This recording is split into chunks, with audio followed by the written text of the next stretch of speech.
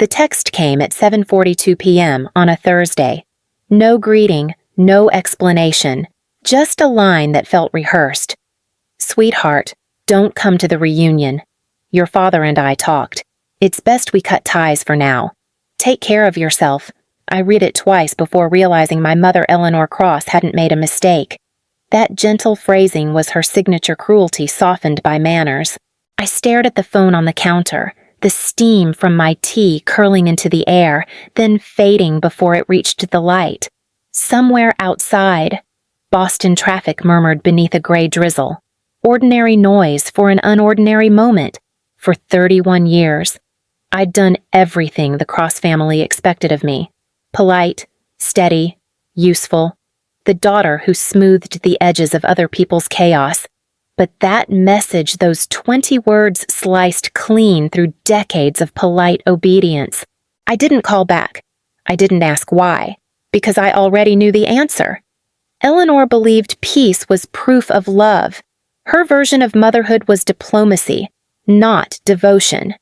She'd always said, "Sweetheart, silence keeps us safe." I used to believe her. My name is Vivian Cross. I'm the only daughter of Thomas Cross, founder of Cross Automotive Group, a luxury car empire that still carries his face in every ad. My brother, Julian, is the golden heir, charismatic, reckless, beloved. And me, I'm the one who made the numbers work. The one they didn't photograph but depended on. The last time I saw my mother, she hugged me like she was late for another appointment. She smelled of roses and restraint. "Your father's proud of you," she'd said, smiling the way you do when you're rehearsing for company. Now she'd decided I no longer fit the picture. I typed 2 words and hit send, understood. Then I opened my laptop. It had been months since I logged into the bank portal tied to Cross Holdings' expansion loan, the one I'd co-signed 2 years ago when the family needed a clean name for a $3 million deal. They hadn't asked me. They'd just expected it. Eleanor had handed me the pen herself, murmuring, "This is for all of us, sweetheart." But that night, her message kept echoing in my head, "Cut ties for now," and I realized I finally could. The cursor blinked on the login screen, patient and precise, like a heartbeat waiting for permission. I entered my password, a quiet click. The screen opened to numbers and names I hadn't seen in months, all of it their empire, their debt, their illusion balanced on my signature. Outside, thunder rolled across the harbor. Inside, I felt nothing but stillness. For the first time, it wasn't fear. It was clarity. If my mother wanted silence, I would give it to her completely.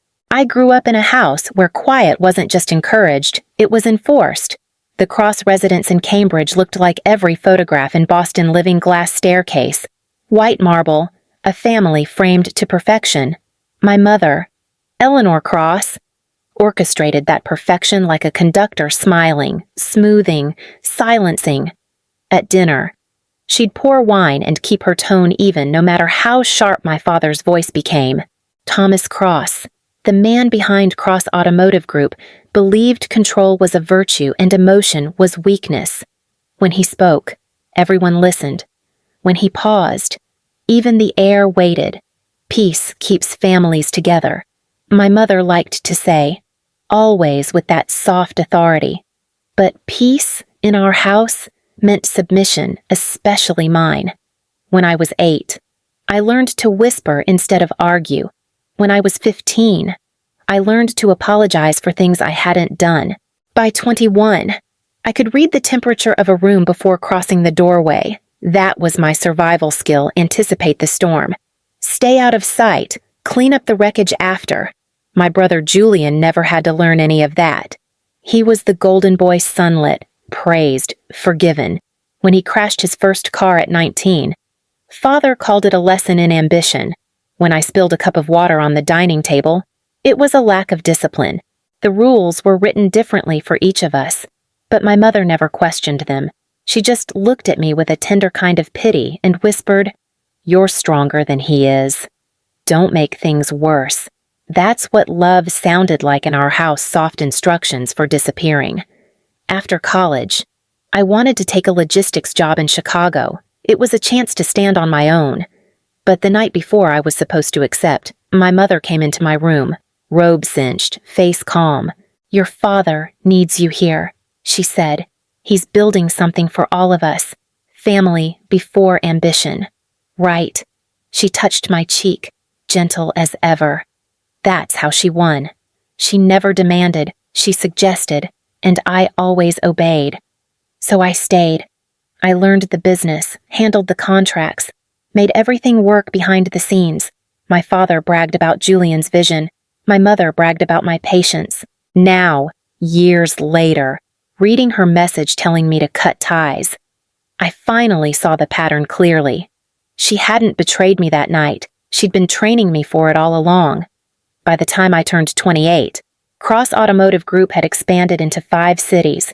Every article, every press release, every photo featured Thomas Cross and Julian Cross, the brilliant father-son duo who turned cars into a legacy. My name was never mentioned, but every signature behind the scenes was mine. I handled the contracts, negotiated leases, balanced payroll through 2 supply chain crises, and built the logistics systems that kept the empire running. When people said the Cross family was unstoppable, what they really meant was that I never stopped. 2 years ago, we were preparing for our biggest move, a new regional headquarters on the waterfront. The expansion required a $3 million loan. The bank wanted a secondary signer with perfect credit. Julian didn't qualify.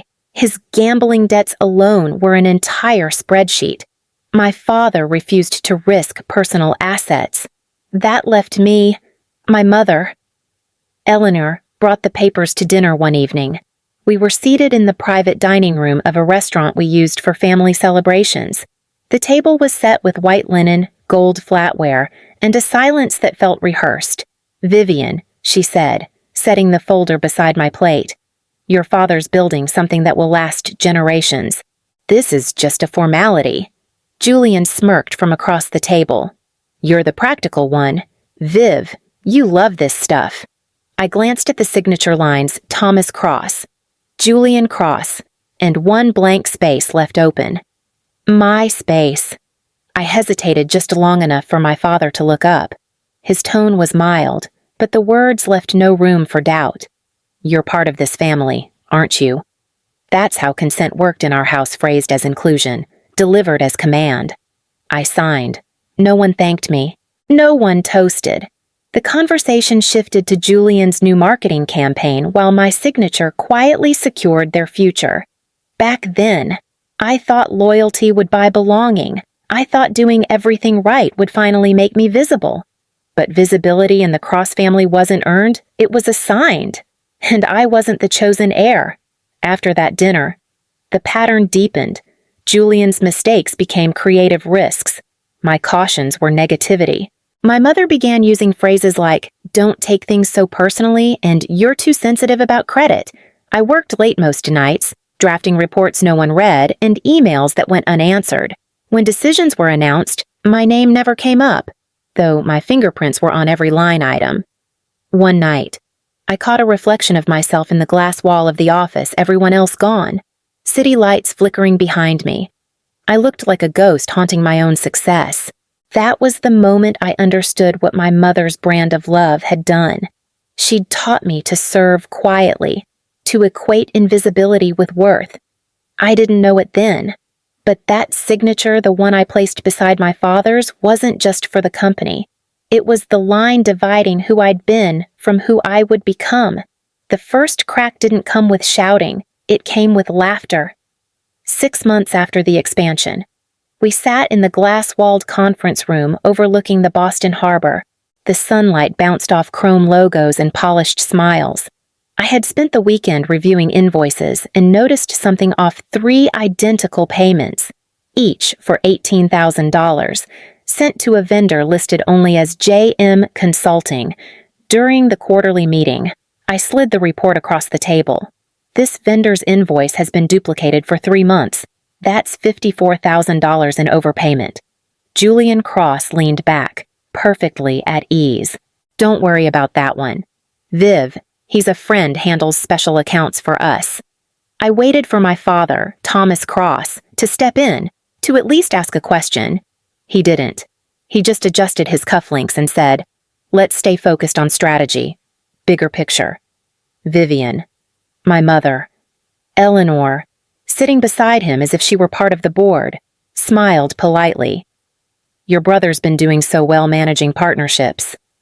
Let's not embarrass him over a detail." Embarrass him. The phrase landed heavier than any reprimand. I wanted to ask if accuracy had become an insult, but the look on my father's face was warning enough. His expression said, "Don't challenge what you can't change." So I swallowed the words. Again, after that meeting, small things began to shift. My login credentials for the company's accounting portal stopped working. It said it was system maintenance. The next week, my access to vendor databases disappeared.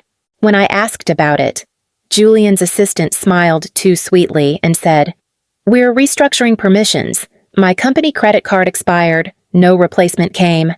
At lunch, employees began avoiding eye contact with me, as if I'd already been marked for deletion.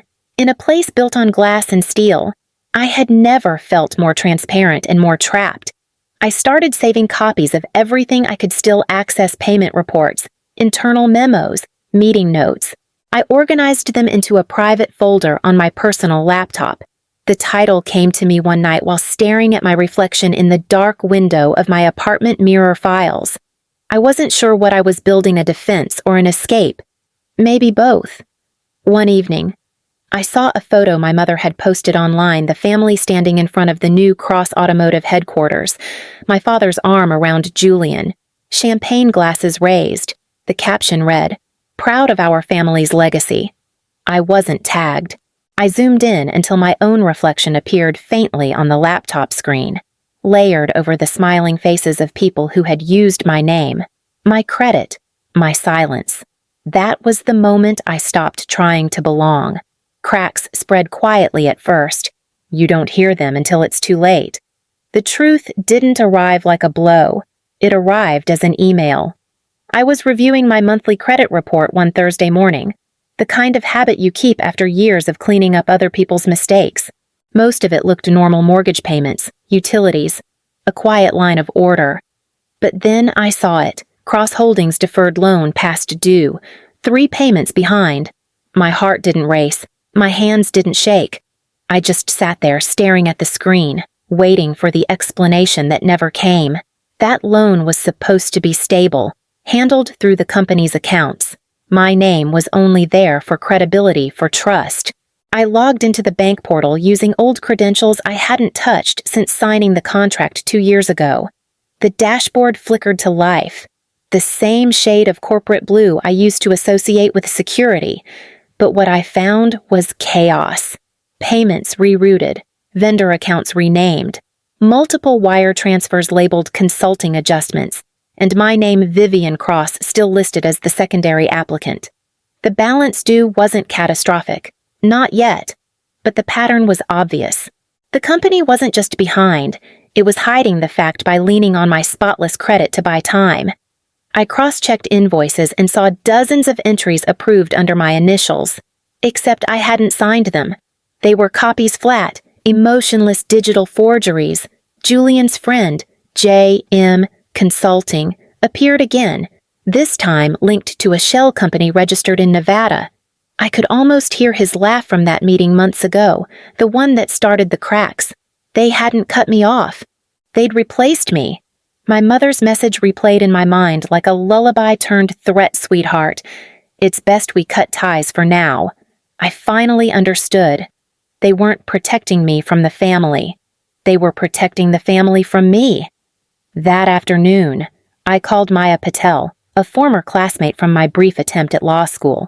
She had gone on to build a name for herself in corporate compliance, a world where emotion and truth rarely overlap. "Maya, I need a hypothetical," I said when she answered. "If someone co-signed a business loan but wasn't a guarantor, and the primary borrower misused funds, what happens if that co-signer withdraws?" Her pause was long enough for me to hear the sound of paper turning on her desk.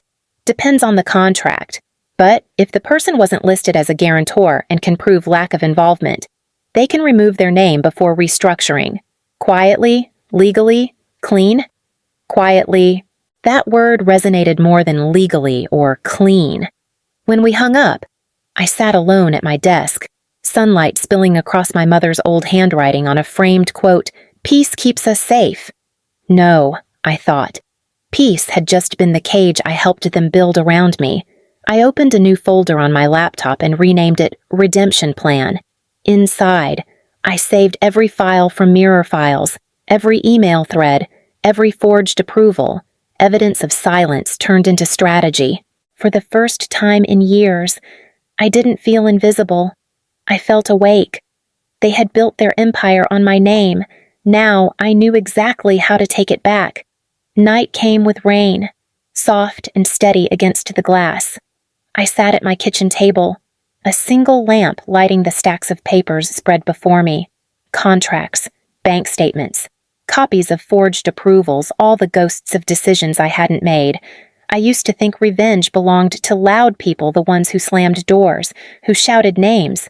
But sitting there, surrounded by the evidence of my obedience, I learned that silence could be a weapon too, if you aimed it carefully enough. Maya Patel had sent me a draft letter of withdrawal earlier that day. It was simple, one paragraph, 2 signatures, and the right legal phrasing to remove my name from the loan. The document sat open on my laptop, waiting. All it needed was my confirmation. I poured a glass of wine I didn't touch and stared at the cursor blinking at the bottom of the page. For a moment, I thought about my mother, about how she used to fold napkins during arguments, as if control could be restored through symmetry, about how she'd hold my wrist when I tried to speak and whisper, "Don't start something you can't finish." She was wrong. I was about to finish everything. I scanned the files one last time. Every number, every transaction, every copied signature. I labeled the new folder Redemption Plan, Final Draft, and encrypted it. On a notepad beside me, I wrote down 3 names, Thomas, Julian, Eleanor. I wasn't sure if it was a list of culprits or a list of people I needed to let go of. Maybe both. At 11:47 p.m., I typed my digital signature, saved the letter, and uploaded it to the secured portal. The screen blinked once before displaying a message in gray text, "Update received. Pending compliance review." No sound. No alert, just confirmation in silence. Outside, the storm thickened. I stood by the window, watching the city blur behind the rain. For the first time, I didn't feel trapped inside their legacy. I felt outside of it, free and untethered. They'd taught me that silence meant surrender, but tonight, it meant power. The invitation came through my mother's assistant, not from her directly. A quiet family dinner. The message said, "Private room at Leona's, 7 o'clock. Leona's the same restaurant where every cross birthday had once been celebrated, where I'd signed away my name on a $3 million loan 2 years ago. The irony was elegant, almost poetic. I arrived 15 minutes late on purpose. The hostess recognized me, hesitated as if she'd been instructed to, then led me toward the back. Through the glass wall, I saw them already seated: my mother, Eleanor Cross, in pale gray silk, posture perfect, my father, Thomas, jaw tight, eyes on his untouched drink, and Julian, scrolling on his phone like this was an inconvenience, not a reckoning. When I entered, all 3 stood reflex more than respect. "Vivian," my mother said softly, her tone rehearsed. "You look tired." I smiled. Freedom's exhausting. We sat. The table between us gleamed like a courtroom bench. The waitress poured water, then vanished, leaving the silence to breathe. Thomas was the first to break it. "You made your point. The bank's frozen everything. Congratulations." His voice was calm, but his hands gave him away, tight fists against the linen. I leaned back. "The bank made my point. I just stopped protecting your lie." Julian laughed, that same hollow sound I'd once mistaken for charm. "You're blowing this way out of proportion. We could have handled it internally." "There is no we anymore," I said. "There hasn't been for a long time." Eleanor's gaze stayed steady, polite as always. Sweetheart, none of this has to get uglier. We just need to undo whatever it is you've done. I reached into my bag, placed an envelope on the table, and slid it toward her. This is my withdrawal affidavit. It confirms I've permanently removed my name from the company loan, the board, and every business operation. Thomas exhaled sharply. You think you can just walk away? I already did, I said. Legally. My mother touched the envelope like it was a wounded animal. Vivian, please, this affects all of us. No. Mother, I said evenly. You made sure it didn't. You told me family before ambition. I believed you, but it turns out ambition was the family. Julian's temper cracked first. You're destroying everything Dad built. I stood slowly, smoothing my jacket. I'm not destroying anything. I'm just removing the illusion that I was ever part of it. The silence that followed was suffocating. I could feel years of unspoken resentment pressing against the walls. My father leaned forward. You think this makes you powerful? You'll regret this when you're nothing. I met his gaze. Nothing is quieter than being invisible in your own family. I've already lived that life.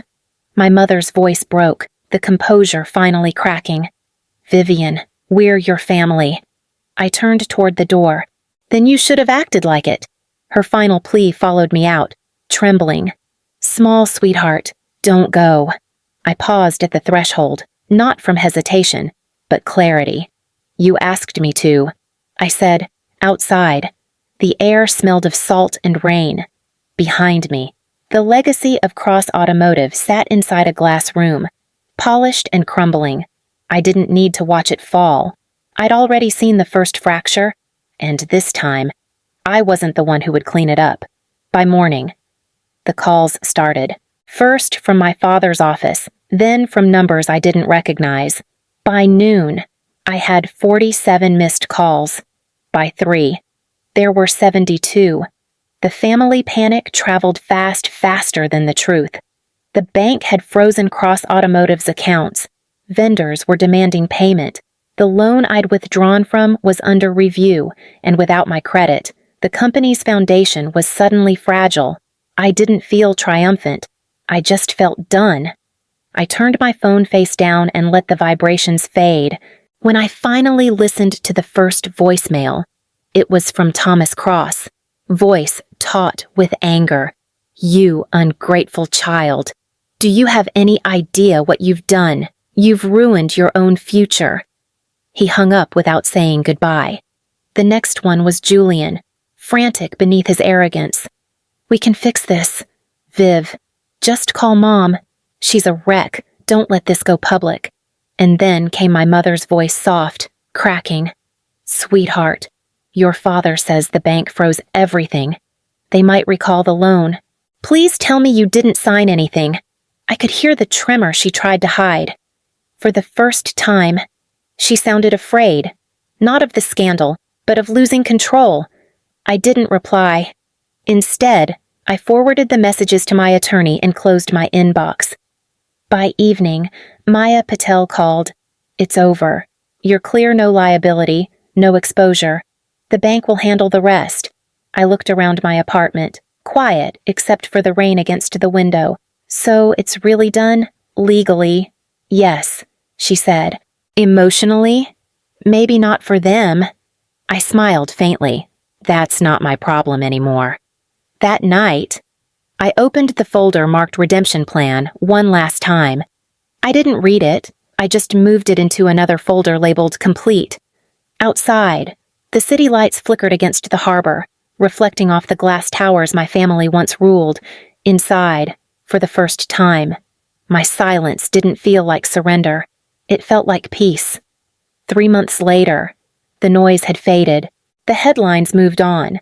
The investigations slowed, and the Cross family's empire shrank quietly behind closed doors. I didn't follow the details. I'd spent enough of my life tracking their numbers. My new apartment in Providence was small but filled with light. Morning sun spilled across the hardwood floors, touching the corners like forgiveness. I'd traded the hum of corporate boardrooms for the sound of seagulls and distant traffic. Peace had texture, now soft, imperfect, real. I started consulting again, this time for small, women-led startups. No legacy, no hierarchy, just people trying to build something honest.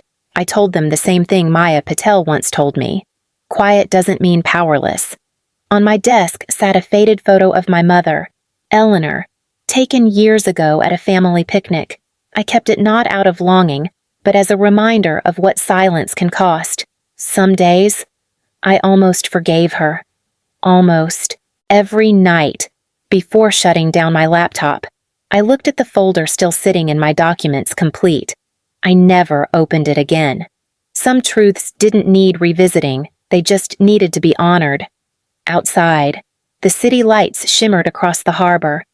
I lifted my glass of wine toward the reflection and whispered, "Half to the water, half to the woman I used to be. You made it out, and for once, that was enough." It was a quiet evening, the kind that used to make me restless. Now, it felt like home. The rain had stopped, and the city below hummed softly, unaware that a woman in a small apartment had finally stopped fighting ghosts.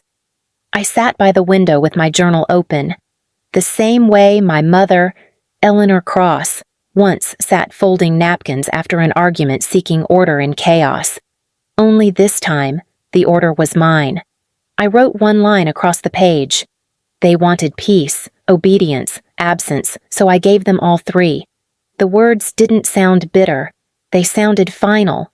For years, I'd mistaken stillness for love, loyalty for safety, and silence for strength. Now I understood silence only heals when it's chosen, not imposed. Somewhere out there, my family was still spinning stories, maybe even rewriting the past, but they no longer owned the version that mattered mine. I closed the journal, blew out the candle, and watched the smoke twist upward before disappearing into the dark. "You're not difficult," I whispered to my reflection in the window. "You're just finally visible." And for the first time, the silence felt like truth.